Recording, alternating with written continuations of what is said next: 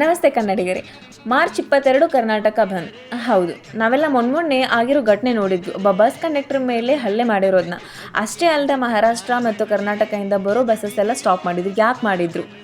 ತುಂಬ ಕೇಳ್ಪಟ್ಟಿರೋದಂದರೆ ಮರಾಠ ಕನ್ನಡ ಭಾಷಾ ಕಲಾಪ. ಇದು ಇವತ್ತಿಂದ ಅಲ್ಲ, ತುಂಬ ವರ್ಷದಿಂದ ಇದು ಹಿಂಗೆ ಅದ. ನಮ್ಮ ಬೆಂಗಳೂರಲ್ಲಿನೂ ಅದ. ಅಲ್ಲ, ಕರ್ನಾಟಕದಲ್ಲಿ ಇದ್ಕೊಂಡು ಒಬ್ಬ ಕರ್ನಾಟಕ ಸ್ಟೇಟ್ ಎಂಪ್ಲಾಯ್ ಮೇಲೆ ನೀವು ಬೇರೆ ಭಾಷೆ ಮಾತಾಡಿ ಅನ್ನೋದು ಸರಿನಾ? ಅಷ್ಟಕ್ಕೂ ಈ ಕೇಸ್ನಲ್ಲಿ ಕಂಡಕ್ಟರ್ ಹೇಳಿದ್ರಲ್ಲಿ ತಪ್ಪೇನಿದೆ.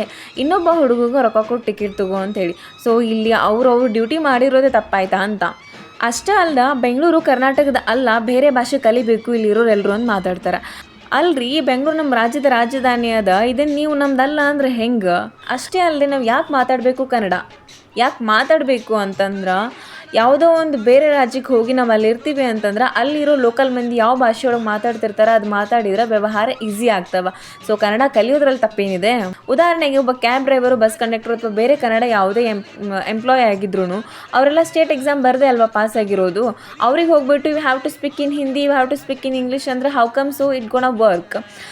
ಅಲ್ಲಿರೋ ಭಾಷೆನ ಮಾತಾಡ್ಲಿಕ್ಕೆ ಪ್ರಯತ್ನ ಮಾಡಿ. ಅಷ್ಟೇ ಅಲ್ಲದೆ ಆ ಜನರಿಗೆ ಬೆಳ್ಳು ತೋರಿಸಿ ಪಾಯಿಂಟ್ ಮಾಡಿ ಮಾತಾಡೋದನ್ನ ಬಿಡಬೇಕಾಗತ್ತೆ.